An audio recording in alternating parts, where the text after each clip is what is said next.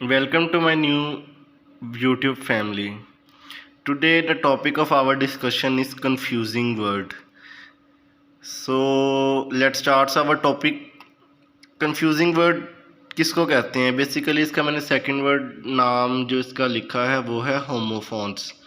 Homo means similar and sound means phones mean sound. So अगर हम इसको उर्दू में डिफ़ाइन करें तो वैसा है कि ऐसे अल्फाज जो बोलने और सुनने में एक जैसे महसूस हों लेकिन उनके मानी अलग हों.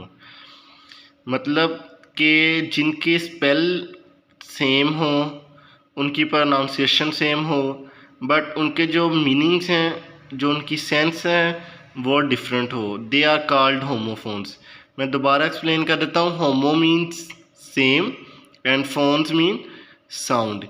इन इंग्लिश अगर हम इसको इंग्लिश में डिफ़ाइन करें तो वो ऐसे है: the words that sound are same, जिनकी प्रोनाउंसिएशन कह लो, आप साउंड कह लो, same, but have different meanings and spelling. लेकिन उनके डिफरेंट मीनिंग्स हैं और उनके डिफरेंट मीनिंग्स कह लो आप, बट सेम स्पेलिंग्स भी आपके होमोफोन्स के डिफरेंट होते हैं और मीनिंग्स भी डिफरेंट होते हैं. एग्जाम्पल अगर हम यहाँ पर लें तो आपके पास फर्स्ट एग्जाम्पल आती है डेजर्ट और डेजर्ट.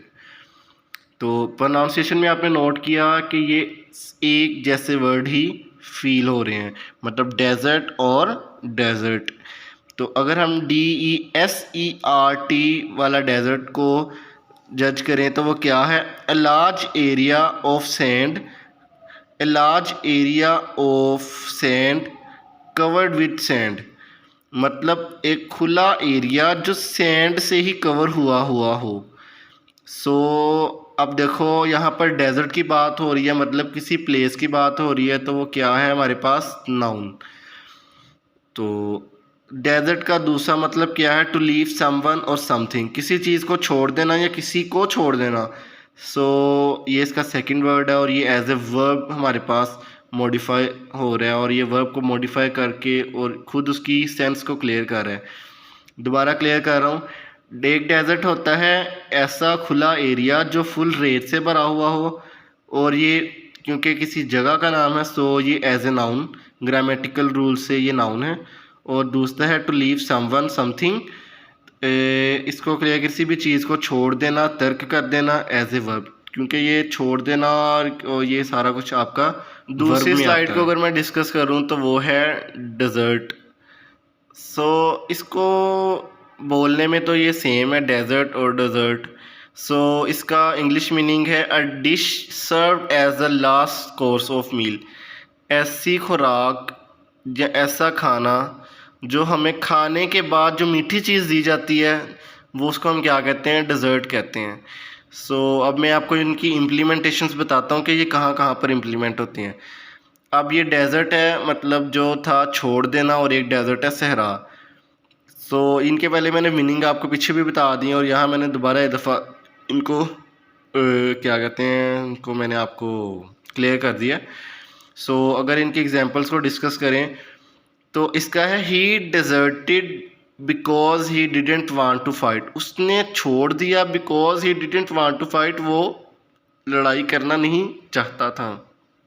वांट मीन चाहना. सो इसके सेकंड एग्जांपल भी आप कोट कर सकते हैं यहाँ पे. ही डिजर्टेड हिज मोम बिकॉज ऑफ फाइट. उसने झगड़े की वजह से अपनी माँ को छोड़ दिया. ये एज ए वर्ब यूज़ हो रहा है यहाँ पर. और अगर इस डेजर्ट की बात करें तो ये है सहरा, a place covered with sand, ऐसा इलाका जो रेत से भरा हुआ हो. सो इस एग्जांपल में आएगा they were in the middle of desert in New Mexico. Mexico का एम इसलिए कैपिटल है क्योंकि ये एक प्लेस का नेम है. तो अगर इसको उर्दू में तर्जमा करें कि वो है they were in the middle of desert in New Mexico, कि वो मैक्सिको के सहरा के वस्त में मौजूद था. नेक्स्ट अगर हम डेजर्ट की एग्जांपल को कोड जो हमने किया उसको देखें तो उसका दोबारा मैंने मीनिंग लिखा है a dish served as a large course of meal. ऐसी खुराक जो हमें खाने के बाद दी जाती है मीठे के तौर पर डेजर्ट कहलाती है. इस एग्जांपल है he offered the dessert but I declined. उसने मुझे मीठे की पेशकश की बट आई डिक्लाइंड, लेकिन मैंने उसे मुस्तरद कर दिया. डिज़र्ट की दूसरी एग्जांपल है there is an ice cream and cheesecake for dessert.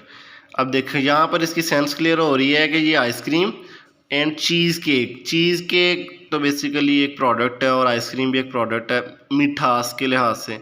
सो ये एज इसको यहाँ पर डिज़र्ट की सेंस को क्लियर कर रहे हैं। तो बच्चों आपको यहाँ तक इसकी समझ आ गई होगी कि कंफ्यूजिंग वर्ड्स और होमोफोन्स क्या होते हैं। सेकंड एग्जांपल इसको मज़ीद क्लियर करने के लिए मैंने ली है डिवाइस और डिवाइस। डिवाइस और डिवाइस में सिर्फ एक वर्ड एक लेटर का फ़र्क है, सी और एस इसको रिप्लेस किया है। डिवाइस का मतलब है an instrument invented for a particular purpose, ऐसा आला जो हम किसी मखसूस काम के लिए ईजाद किया हो वो कहलाता है डिवाइस। अब मैं आपको आप खुद एक चीज़ नोट करें और फिर मैं आपको बताता हूँ कि इसमें क्या एरर है। अब दूसरा है device, to invent to create something by thinking, सोच के कुछ बनाना, to create something by thinking.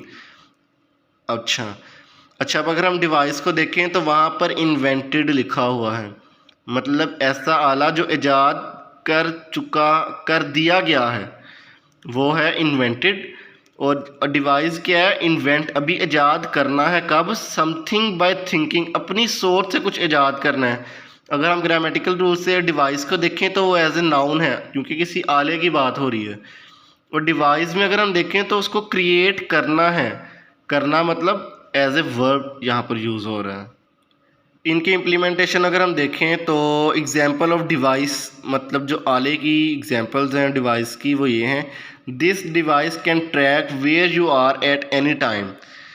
मैं आपको उसको उर्दू में भी प्रोनाउंस कर देता हूँ कि मतलब इसका ट्रांसलेशन क्लियर कर देता हूँ कि ये क्या है। दिस डिवाइस ये जो आला है कैन ट्रैक, कैन मतलब कर सकना, आपको ट्रैक कर सकता है where you are at any time कि आप किसी भी वक्त कहाँ थे, ठीक है। और सेकंड इस एग्जांपल है he touch the device behind his ear, उसने अपने कान के पीछे डिवाइस को टच किया। और एग्जांपल ऑफ डिवाइस है कि I prefer to use this app because it allows me to devise my own music playlist. अच्छा ये सेंटेंस काफ़ी लंबा है, इसको मैं आपको पैचेज में डिवाइड कर देता हूँ। I prefer to use this app, मैं तरजीह देता हूँ इस ऐप को इस्तेमाल करने की, बिकॉज क्योंकि, इट अलाउज़ मी ये मुझे इजाज़त देता है, to devise my own music play मुझे मेरी अपनी म्यूज़िक प्ले लिस्ट को ईजाद करने की। क्लियर होगी इसकी सेंस कि किसी चीज़ को ईजाद करने है, अभी जो करना है जिस चीज़ को ईजाद उसके लिए हम क्या यूज़ करते हैं, डिवाइस। अच्छा the purpose of this meeting is to devise a strategy, वो कहता है कि इस मुलाकात की जो मतलब हम इसको कह सकते हैं कि इस मुलाकात का जो मकसद था वो एक न्यू स्ट्रेटजी को तैयार करना था। तैयार करना ईजाद करना एक ही चीज़ है। सो इसलिए इसको यहाँ पर डिवाइस की सेंस में क्लियर किया जा रहा है। थर्ड एग्जांपल इसको मज़ीद मतलब ये बोर्ड पॉइंट ऑफ व्यू से भी बहुत इंपॉर्टेंट है, इट्स वर्सेस इट इज़। इसको मैं इट इज़ क्योंकि इसलिए पढ़ रहा हूँ, इसको मैं आपको स्टार्ट में बता देता हूँ कि ये शॉर्ट फॉर्म होती है इट हैज़ और इट इज़ की। इट हैज़ और इट इज़ आपने खुद अपनी सेंस से लगाना है कि कहाँ पर इट हैज़ यूज़ हो रहा है और कहाँ पर इट इज़ यूज़ होगा। अब एग्जांपल अगर हम देखें इट्स, अब इसको इट्स नहीं पढ़ना, it is a lovely day to go for a walk, it's wrong, it is easy to make a paper boat और it is not my fault, ये मेरी गलती नहीं है। अब मैंने आपको बताया कि वो आई टी और जो उसके ऊपर अपोस्ट्रोफी एस है उसकी वजह से हम उसको इट्स नहीं बोलते। सो ये जो हमारे पास है इसको हम इट्स बोलेंगे because its is use to show possession. ये क्या करता है, हमें किसी भी चीज़ की मलकियत को जाहिर करता है इट्स। अगर एग्जांपल्स इसकी देखें तो इस ऐसे है कि the plant is in its pot, कि गमला अपने पौधा अपने गमले में है। अपने गमले में मीन्स उसकी ये मलकियत है। China has its own digital currency, China की अपनी डिजिटल करेंसी है, ये भी उसकी अपनी मलकियत को जाहिर कर रहा है। The painting has lots its beauty, कि जो ये तस्वीर है वो अपनी खूबसूरती खो चुकी है। सो ये भी क्या है, उसकी मलकियत को शो कर रहे हैं। इन शॉर्ट अगर मुख्तसर में अपना किस्सा ख़त्म कर लूँ तो वो ये है कि इट इज़, इसको इट्स नहीं पढ़ेंगे, पोस्ट्रॉफी एस वाला इट्स नहीं है, उसका मतलब है it has and it is. Sense को क्लियर करते हैं आपको, जहाँ पर पता लगे कि इट हैज़ लगाना और इट इज़ लगाना है, और इट्स शो करता है किसी भी चीज़ को, पोजेशन को। Thanks for watching my video. If you like my video subscribe my video. Okay, तब तक के लिए अपना ख्याल रखिएगा। अल्लाह हाफिज़।